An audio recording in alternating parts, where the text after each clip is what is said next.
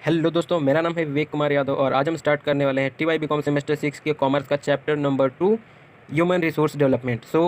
एक डिस्क्लेमर देना चाहूँगा, अगर आप यहाँ से पढ़ रहे हो तो मैं एक्सपेक्ट कर रहा हूँ कि आपने थोड़ा बहुत पढ़ाई किया है। अगर नहीं भी किया है और एग्जाम आपके पास आ गए हैं तो इसमें जो ये जो पर्टिकुलर PDF है, इसको एज इट इज़ आप चाहिए तो लिख लो, नहीं तो मैं कहीं ना कहीं से आपको ये प्रोवाइड करा दूंगा। इसको आप पूरी तरीके से अच्छे से कर लेना। इससे पहले मैंने चैप्टर 1 करा के दिया है, चैप्टर 1 कर लोगे और चैप्टर 2 कर लोगे तो मान के चलो आपको 50% पोर्शन कंप्लीट हो गया और आपको जो पासिंग मार्क्स है आराम से आ जाएंगे। ठीक है, सो हम लोग स्टार्ट करने वाले हैं डेफिनेशन से। और इस पर्टिकुलर को ये चैप्टर का जो क्वेश्चन है ना, इससे रिलेटेड अगर कुछ भी आ रहा है तो ये डेफिनेशन आप बेझिझक लिख के आ जाना, आपको कोई भी प्रॉब्लम नहीं होगी। और आपके जो एक बोलते हैं ना कि हाँ बंदे ने पढ़ाई करी है करके, सामने वाले जो चेकर रहेगा उसको ऐसा फील होगा कि अगर आप ये definition as it is copy करके आते हो तो। ठीक है, स्टार्ट करते हैं। American Society of training and Development defines, किस तरीके से इसको American Society of training and Development define करता है।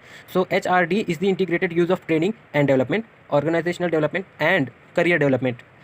HRD जो है ना, तीनों चीज़ों को यूज़ करता है, ट्रेनिंग एंड डेवलपमेंट, ठीक है, organisational development and career development, to improve जो इंडिविजुअल है उनको इम्प्रूव करने के लिए, ग्रुप को इम्प्रूव करने के लिए, एंड ऑर्गेनाइजेशनल इफेक्टिवनेस। HRD के यूज से इंडिविजुअल, ग्रुप और ऑर्गेनाइजेशन जो है इसको इंप्रूव करते हैं इफेक्टिवली। ठीक है, इस तरीके से इसको आप अच्छे से याद कर लेना। फिर सबसे पहला टॉपिक यहाँ पे आपको देखने को मिल जाता है scope slash functions of HRD। सबसे पहले यहाँ पे पॉइंट है परफॉर्मेंस अप्रेजल। ठीक है, HRD का जो फंक्शंस है वो आपको यहाँ पे देखने को मिल जाता है। परफॉर्मेंस अप्रेजल, अगर एम्प्लॉय अच्छा परफॉर्म करेगा तो उसको अप्रेजल मिलेगा। सेकंड पे है प्रमोशन ऑफ एम्प्लॉयज़। वही बात है कि अगर आप एम्प्लॉय जो है अच्छे से वर्क करेगा तो उसको प्रमोट किया जाएगा। एंड उसके बाद ट्रेनिंग एंड डेवलपमेंट, जो जब भी ज़रूरत पड़ेगी एम्प्लॉयज़ को ट्रेनिंग एंड डेवलपमेंट कराया जाएगा। फिर उसके बाद करियर डेवलपमेंट, अगर जो एम्प्लॉयज़ हैं अच्छे से अगर वेल स्किल्ड रहेंगे तो उनके करियर को भी डेवलपमेंट मिलेगा। फिर उसके बाद 5th नंबर पे है ऑर्गेनाइजेशन डेवलपमेंट। अगर एम्प्लॉयज़ अच्छे रहेंगे तो जो ये ऑर्गेनाइजेशन है उसका डेवलपमेंट होगा। ह्यूमन रिसोर्स डेवलपमेंट से जो एम्प्लॉयज़ हैं उनको मोटिवेशन मिलता है।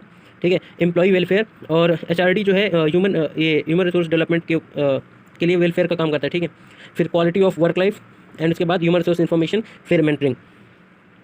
उसके बाद यहाँ पे अपने को ट्रेनिंग कॉन्सेप्ट एंड इंपॉर्टेंस देखने को मिल जाता है। सबसे पहले हम लोग यहाँ पे देखने वाले इंपॉर्टेंस ऑफ ट्रेनिंग करने का क्या क्या इंपॉर्टेंस है।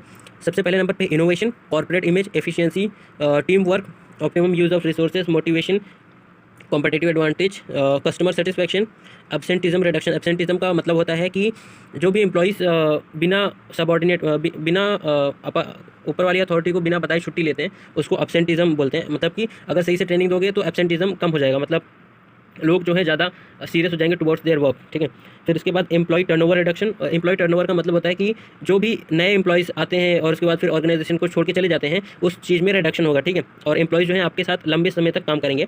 फिर बेनिफिट टू एम्प्लॉयज़।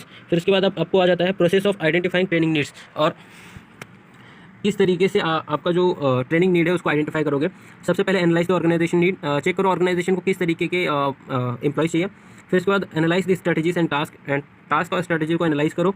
फिर analyse of training needs and individual employees, किस तरीके से आपके एम्प्लॉयज़ को आपको ट्रेन करना है। डेवलप आ ट्रेनिंग प्लान को आप डेवलप करो। फिर decision on training method, training किस तरीके से आपको देना है, कौन सा मेथड यूज़ करना है उसको decision low. Communication with employees को आप अवेयर करो कि आपका जो है काइंड ऑफ ट्रेनिंग होने वाला है। फिर उसके बाद implementation of the training programme को इंप्लीमेंट करो। एंड उसके बाद रिव्यू ऑफ ट्रेनिंग आउटकम, और ट्रेनिंग के बाद आपको क्या जो बेनिफिट मिला है वो आप उसको रिव्यू करो। फिर उसके बाद हम लोगों को यहाँ पे ये 2 मेथड्स देखने को मिल जाते हैं, methods of training and development. On the job method, of the job method. On the job method होता है कि काम करते करते वो जो है ट्रेनिंग पर्टिकुलर एम्प्लॉय को दे दिए जाते हैं। और ऑफ द जॉब मेथड मतलब होता है कि जॉब से सेपरेटली, मतलब अलग ही उसको क्या बोलते हैं, ट्रेनिंग दी जाती है। जॉब रोटेशन मतलब होता है कि मान के चलिए कोई एक बैंक में कोई एम्प्लॉय है और वो कैश काउंटर संभाल रहा है। ठीक है, फिर उसको जो है नेक्स्ट डे रोटेशन में ले जाके उसको चेक काउंटर पे बैठा दिया। वो जो पर्टिकुलर बंदा है उसको रोटेशन की वजह से डबल स्किल मिल गई। एक तो उसको कैश मैनेज करने आ जाएगा एंड उसके बाद चेक भी मैनेज करने आ जाएगा। ठीक है, फिर अंडर स्टडी मतलब होता है कि कोई एक पर्सन है जो कि नीचे वाले पोस्ट पे है, वो ऊपर वाले पोस्ट के क्या बोलते हैं जो वर्क है उसको समझेगा। मान के चलिए कोई एक मैनेजर है और मैनेजर के नीचे असिस्टेंट मैनेजर है, तो जो असिस्टेंट मैनेजर है उसको मैनेजर के क्या क्या काम होते हैं वो सब बताया जाता है, उसको बोलते हैं अंडर स्टडी। फिर उसके बाद मेंटरिंग मतलब होता है कि किसी पर्सन को गाइडेंस देना। कोचिंग मतलब भी वही होता है। फिर कोचिंग का थोड़ा सा स्लाइटली डिफरेंट है, बट कोचिंग भी मतलब वही होता है कि किस तरीके से आपको मतलब कोई भी चीज़ को अप्रोच करना है। और उसके बाद काउंसलिंग का मतलब होता है कि किस तरीके से, अगर आपको कोई इशू है, आपको कोई प्रॉब्लम है, सो आप जो है एक काउंसलिंग का मतलब सेशन ले सकते हो। फिर उसके बाद अप्रेंटिसशिप ट्रेनिंग, ठीक है। अप्रेंटिसशिप ट्रेनिंग मतलब जैसे आर्टिकलशिप ट्रेनिंग होती है, इसी टाइप का ये भी होता है। प्लान्ड प्रोग्रेशन, ठीक है। तो इस तरीके से 7 पॉइंट्स आपको यहाँ पे मिल जाते हैं। On the job method, of the job method मतलब होता है कि जॉब से सेपरेटली आपको ये ट्रेनिंग दी जाती है। सबसे पहले नंबर पे है मैनेजमेंट गेम्स। मैनेजमेंट गेम्स मतलब होता है कि मान के चलिए जो मैनेजमेंट से रिलेटेड कोई गेम्स खिलाया जाता है, जिसमें आपको डिसीजन मेकिंग करना है, कोई आपका स्किल जो है पर्टिकुलर उसको इंप्रूव करना है, ये सब आ जाता है। रोल प्लेइंग, मान के चलिए कोई पर्सन है, कोई एक पर्सन है, उसको आपने मान के चलिए बोर्ड ऑफ डायरेक्टर्स की पोजीशन दी है, ठीक है। अगर वो बोर्ड ऑफ डायरेक्टर्स में है, किस तरीके से उसके डिसीजन आएंगे, किस तरीके से वो एक्शंस लेगा, वो आपको रोल प्लेइंग देखने को मिल जाता है। वेस्टिबल ट्रेनिंग मतलब होता है कि फैक्ट्रीज में ले जाके उनको ट्रेनिंग दिखाना, मतलब जैसे मान के चलिए कोई पर्सन है, फील्ड विजिट शायद आपने सुना होगा, फील्ड विजिट या फिर इंडस्ट्री विजिट, आपको जो है उस पर्टिकुलर इंडस्ट्री के अंदर, उस पर्टिकुलर फैक्ट्री के अंदर ले जाके दिखाते हैं कि हाँ भाई इस तरीके से काम होता है।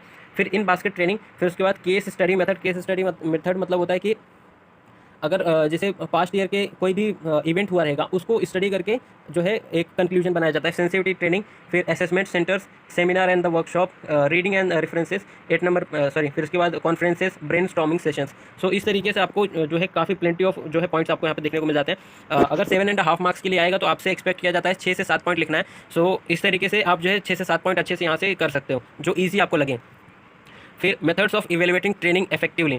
सो कौन कौन से मेथड्स हैं जिसको आप ट्रेनिंग को इफेक्टिवली इवेलुएट कर सकते हो। सबसे पहले नंबर पे है ऑब्जर्वेशन मेथड, फिर test retest method, third number पे है प्री पोस्ट परफॉर्मेंस, और फोर्थ नंबर पे है टेस्ट कंट्रोल मेथड, और फिफ्थ नंबर पे है किर्कपैट्रिक्स 4 लेवल मोड। सो इसमें आपको 4 मोड मिल जाते हैं, reaction, learning, behaviour and the result, ठीक है। फिर benefit / uses of performance appraisal. Performance appraisal के क्या बेनिफिट होते हैं, ठीक है। So performance feedback, training and development, motivation, promotion, transfer, human resource planning, management labour relations, documentary evidence, effective communication, career development, ठीक है। सो इस तरीके से आपको यहाँ पे बेनिफिट ऑफ परफॉर्मेंस अप्रेजल आपको देखने को मिल जाता है। टोटल 10 पॉइंट है, आपको कोई भी 7-8 जो है अच्छे से याद करना है। लिमिटेशंस ऑफ परफॉर्मेंस अप्रेजल, अभी हमने यहाँ पे बेनिफिट्स पढ़ा ना, तो इसका अपोजिट यहाँ पे लिमिटेशंस, परफॉर्मेंस अप्रेजल का यहाँ पे आपको लिमिटेशंस देखने को मिल जाता है। सो पहले नंबर पे है हॉलो इफेक्ट। हॉलो इफेक्ट का मतलब होता है कि कोई एक पर्सन को किसी एक पर्टिकुलर स्किल की वजह से बहुत अच्छे मार्क्स दे देना, और हॉर्न इफेक्ट मतलब होता है कि किसी भी एक पर्सन के सिर्फ एक मतलब बैड हैबिट की वजह से, फिर बैड स्किल की वजह से उसको एकदम ख़राब क्या बोलते हैं मार्क्स दे देना। एग्जांपल दूँ तो अगर आप क्लासरूम में अगर आप रिलेट करो तो कोई एक टीचर है, सो वो कोई एक पर्टिकुलर बंदे को ना बहुत ज़्यादा अप्रिशिएट करती है, एंड दूसरे साइड देखा जाए तो कोई एक बंदा रहेगा जिसको हमेशा मैम उल्टा सीधा बोलती रहती है, फिर डांटती रहती है, फिर क्रिटिसाइज़ करती रहती है। सो हेलो इफेक्ट मतलब हो गया कि एक उसकी खूबी की वजह से आप उसको बहुत ज़्यादा अप्रिशिएट कर रहे हो। हॉर्न इफेक्ट मतलब होता है कि किसी एक की एक मतलब एक गलती की वजह से आप उसको बहुत ज़्यादा मतलब निगेटिवली पोर्ट्रेट कर रहे हो, फिर कम मार्क्स दे रहे हो। इस तरीके से हॉर्न एंड हेलो इफेक्ट होता है।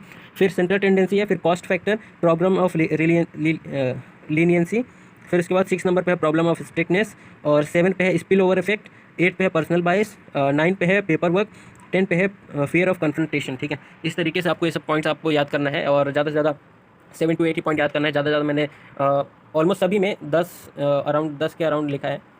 सो जिसमें कम है उसको तो पूरा याद करना है। मान के चलिए आपको जो है 10 पॉइंट्स कवर करना है। सो ये वाला जो है वीडियो इसी पे एंड कर देता हूँ, क्योंकि अभी ये जो है इसका सेकंड पार्ट भी है। अभी ये वाला जो मैं आपको दिखा रहा हूँ PDF, ये वाला भी PDF है, और ये PDF और वो PDF अगर एक साथ बनाता तो काफ़ी लंबी वीडियो हो जाएगी। सो इसके लिए इसी पे एंड करते हैं, और वीडियो को लाइक करके चैनल को सब्सक्राइब कर दो, और वीडियो जो है नेक्स्ट पार्ट की फटाफट लेके आता हूँ मैं। और happy studies and good luck for your exams. मैं good luck for your exams इसलिए बोल रहा हूँ क्योंकि मुझे पता है जब तक एग्ज़ाम नहीं आएगा तब तक ये कोई वीडियो देखेगा भी नहीं, या फिर वैसे भी कोई नहीं देखेगा, बट ये मेरे लिए रेफरेंस के लिए हो जाएगा, या फिर मेरे दोस्तों के लिए रेफरेंस के लिए ये वीडियो रह जाएगा। सो अगर आपको ये वीडियो अच्छी लगी तो वीडियो को लाइक करके चैनल को सब्सक्राइब कर दो, और मिलते हैं नेक्स्ट वीडियो में। Bye bye, have a great day.